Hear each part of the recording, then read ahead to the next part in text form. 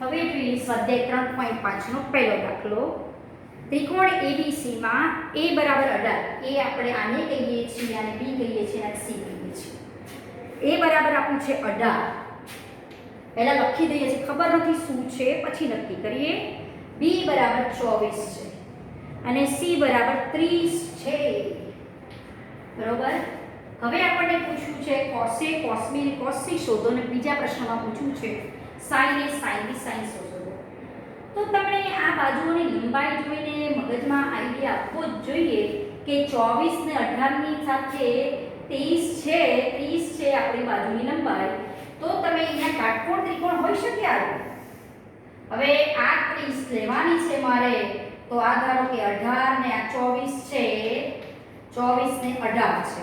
18 નો વર્ગ વત્તા 18 નો વર્ગ વત્તા 24 નો વર્ગ બરાબર 30 નો વર્ગ થાય. તો મારી આકૃતિ આ નહીં પણ આવી આવશે એ ખબર પડી જાય છે. પહેલા જોવાનું કે જે ત્રિકોણની ત્રણ બાજુના માપ આપ્યા છે, કોઈ બાજુનો બે બાજુનો વર્ગનો સરવાળો ત્રીજી બાજુના વર્ગ બરાબર થતો હોય તો કાટકોણ ત્રિકોણના બાજુની લંબાઈ કહેવાય. તો અહીંયાથી ખબર પડી જાય છે કે 18 નો વર્ગ વત્તા 24 નો વર્ગ કરીએ તો એ તમારો જે 30 નો વર્ગ છે એ પ્રમાણે આવે.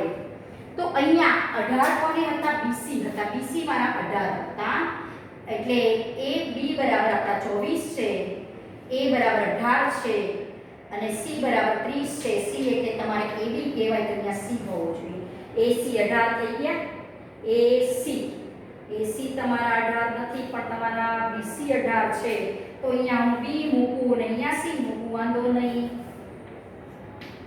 અહીંયા આપણે B મૂકીએ અને અહીંયા A મૂકી દઈએ, પતી ગયું. ચાલો આ AB કહેવાય. આમ લખો કે આમ લખો, આ એંગલ સેટ ના થાય. જો અહીંયા મારે 18 લખો કે અહીંયા 24 તો ચાલી શકે, તો અહીંયા ACB લખાશે, બીજો કોઈ પ્રશ્ન જ નથી. હવે અહીંયા એક ખૂણો કાટખૂણો થયો, C એક પરફેક્ટ C ખૂણો જ કાટખૂણો થશે અને AB કર્ણ થશે.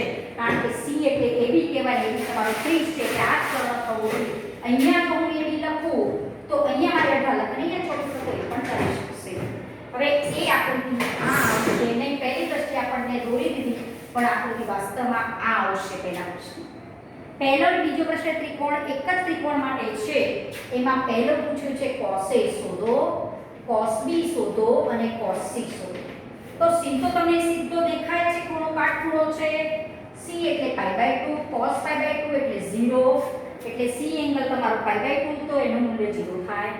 cos A, કોસાઇન સૂત્રનો ઉપયોગ કરો. cos A એટલે પાસેની બાજુનો વર્ગ, b² + c² - a² / 2bc, b² + c² - a² / 2bc. ગમે તે બાજુ હોય, આનું કોસાઇન મૂલ્ય એટલે પાસેની બાજુનો વર્ગ એટલે 30 નો વર્ગ વત્તા 24 નો વર્ગ માઈનસ 18 નો વર્ગ અપોન 2 * 30 * 24. હવે 30 નો વર્ગ તો આપણને ખબર છે 924 નો વર્ગ આપણે કાઢી દઈએ 576 અને 18 નો વર્ગ પણ તમે લગભગ જો યાદ ન રાખ્યો હોય તો આમ 18 * 18 કરવાના 324 2 * 30 * 24. હવે આનું આપણે ફક્ત ખાલી સાદુરૂપ આપી દઈએ અને કિંમત શોધી કાઢીએ. 6 7 9 5 14. હજુ આના ગુણાકાર કરવાની ઉતાવળ નહીં કરવાની. 1776 ઓછા 324 1152 ભાગ્યા 2 * 30 * 24. 1152 છે એટલે 2 તો ભાગ ચાલશે જ, તો 2 ભગાવો તો 2 × 10, 2 × 14 અને 2 × 12. બરોબર. અને 2 × 30 * 24. હવે આગળ આપણે કરેલો છે કે 24 નો વર્ગ 576, તો આ 2 ઉડ્યા. 24 × 24 એટલે 576. 24/30 વધ્યા. 24 એટલે 6 ચોક 24 ને 6 પંચા 30 એટલે 4.5. cos A તમારા મળશે 4.5. cos C એટલે 0 મળશે. હવે cos B પણ શોધી કાઢીએ. cos B એટલે 8 મળે, એનું કોસાઇન મૂલ્ય એટલે a² પાસેની બાજુનો વર્ગ માઈનસ સામેની બાજુ ભાગ્યા 2ac. a² છે 18 નો વર્ગ, c² છે 30 નો વર્ગ, b² છે 24 નો વર્ગ 2a * c. 18 નો વર્ગ હમણાં શોધ્યો છે આપણે 324 પ્લસ 900 24 નો વર્ગ 576 2 ગુણ્યા 18 ગુણ્યા 30. હવે આનો સરવાળા બાદબાકી કરી દઈએ આપણે 4 આનો સરવાળો કરીએ તો 1224 324 વત્તા 900 એટલે 1224 ઓછા 576 તેના ગુણાકાર કરવાની ઉતાવળ નહીં કરવાની 1224 ઓછા 576 જો બાજુમાં ન હોય તો બાજુમાં કરી દો 8 ને 14 1 8 ને 4 12 1 6 6 આવશે 648 ભાગ્યા 2 ગુણ્યા 18 ગુણ્યા 30 બરોબર. હવે 648 છે, હવે એને તો 2 વડે તો ભગાશે, 2 વડે ભાગો તો 2 કરી 6 2 દુ 4 2 ચોક 8 બરોબર. 324 આવશે 2 ઉમેર્યા અને આપણે આગળ જ કર્યું કે 18 નો વર્ગ 324 એટલે 18 ગુણ્યા 18 324 થાય ઉપર 18 વધે 18 ભાગ્યા 30 6 કરી 18 અને 6 પંચા 30 6 ગુણ્યા 3.5 એટલે cos b આવશે તમારા 3.5 cos c આવશે 4.5 ને cos c તો તમે આપણે શોધેલા છે c એટલે 5/2 90 એટલે 0 આવશે. એટલે જવાબ આવશે તમારો 4.5 3.5 અને 0. હવે બીજા પ્રશ્નમાં એ જ દાખલાના એને sin મૂલ્ય પૂછ્યા છે. તમને cos શોધ્યા, હવે sin તમને શોધવાના પૂછેલા છે તો sin પણ આપણે sin સૂત્રની મદદથી શોધી શકીએ. એ આપણે જોઈએ. આની આ જ આકૃતિ માટે બીજો દાખલો પૂછેલો છે કે sin a sin b અને sin c પણ શોધો. sin a sin b અને sin c શોધવાનું પૂછ્યું છે બીજા દાખલામાં. sin a એટલે આપણું સૂત્ર હતું a/sin a બરાબર b/sin b બરાબર c/sin c. a એટલે છે 18 sin a, b એટલે છે 24 sin b, c એટલે છે 30/sin c. બરોબર. હવે sin c તમને c ખૂણો ખબર છે π/2 તો એ મૂકી દઉં તો અહીંયા π/2 મૂકું તો આ 1 થાય તો 18/sin a બરાબર 30/1 તો sin a is equal to આ sin અહીંયા લઈ જાઓ 30 ભાગાકારમાં લાવો તો 18/3 6 12 6 5 30 તો sin a આવશે 2/5.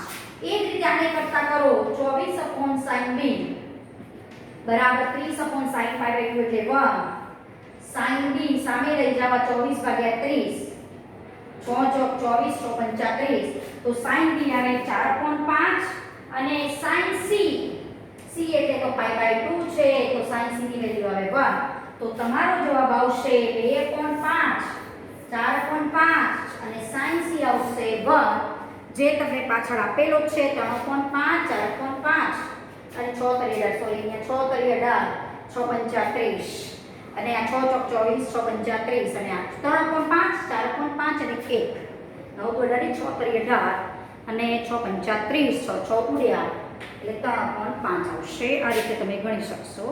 હવે આગળ જોઈએ ત્રીજો દાખલો જે સાબિત કરવાનો આપણને પૂછેલો છે.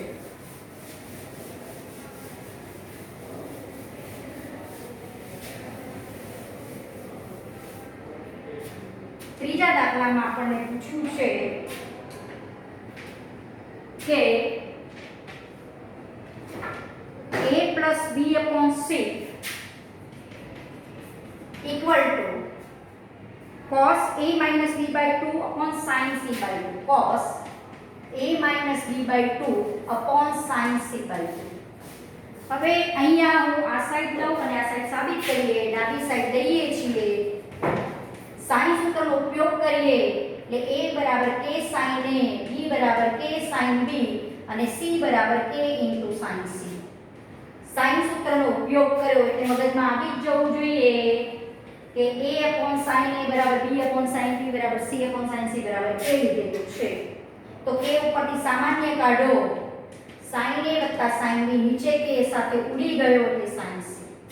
s + s નું સૂત્ર એપ્લાય કરીએ 2sc એટલે a + b/2 a - b/2 બરોબર. ને અહીંયા sin 2c નું સૂત્ર આપણે sin 2x નું જે રીતે સૂત્ર હતું 2 sin x cos x તો જો અહીંયા 2x હોય તો એના અડધા થાય તો અહીંયા જો x હોય તો x/2 થાય તો અહીંયા x ની જગ્યાએ વિચારો આ x હોય તો અહીંયા શું થાય x/2 x/2 તો અહીંયા c છે તો 2 sin c/2 cos c/2 2 ગયા હવે આ ત્રિકોણ માટે છે કે a + b + c = π હોય જ એનો ઉપયોગ કરીએ તો a + b એટલે π - c/2 cos a - b/2 upon sin c/2 cos c/2 કેમ લખ્યું કારણ કે ત્રિકોણ છે એટલે a + b + c = π થાય એટલે a + b = આપણે π - c લખીશું છે